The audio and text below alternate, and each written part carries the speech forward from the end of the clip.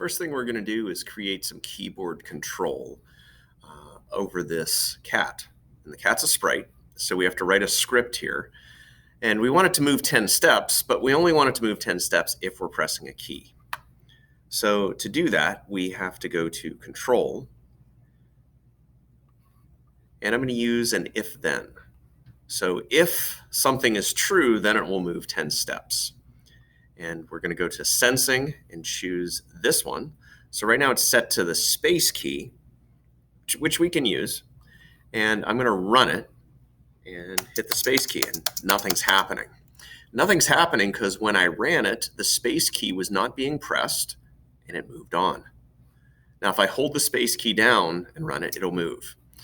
But I really want this to work at any point. Once I click the green flag, I want to be able to press the space key and have the cat run. So back in the control, there's something called a loop, a forever loop. And I'm going to put this inside the forever loop. And now this allows me to click the green flag.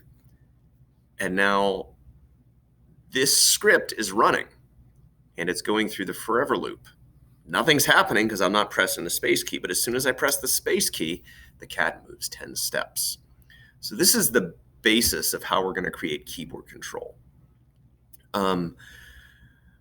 What I'd like to do here is let's have the cat, let's go with A, S, D, and W, because those are the most common keyboard controls.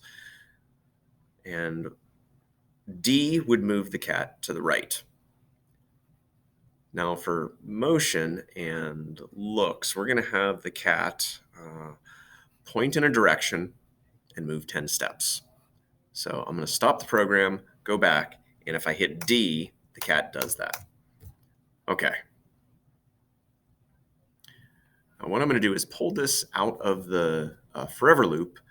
I right-clicked on it. I'm going to duplicate it and make a second one. And this one is going to have the key A, and I want the cat to point in a different direction. We're going to have the cat point the opposite direction, -90, and move that back in. Now, once again, if I run this, the cat will go there, and if I hit A, the cat moves back. Now, you probably noticed the cat flips upside down, and there is a way to fix that. If you don't want the cat to flip upside down, we can then click on the sprite over here, and let's see, direction 90. We can choose this or this. Now this will allow the cat to flip back and forth as a mirror image. It won't rotate, but it will change as a mirror image. So now the cat just goes back and forth. What you can then do, let's go over here and duplicate this a second time and a third time. And what you'll want to do is change those so that the cat can then move up and down. So up would be the W key. Let's see, there's the W key, and we'll have it go that direction. And down would be the S key.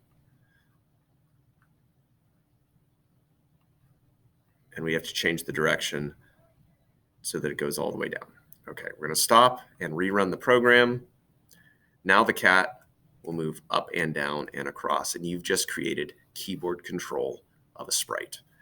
And by the way, this is only one way to do it. It is not the best way, the right way, the most correct. It's just one way.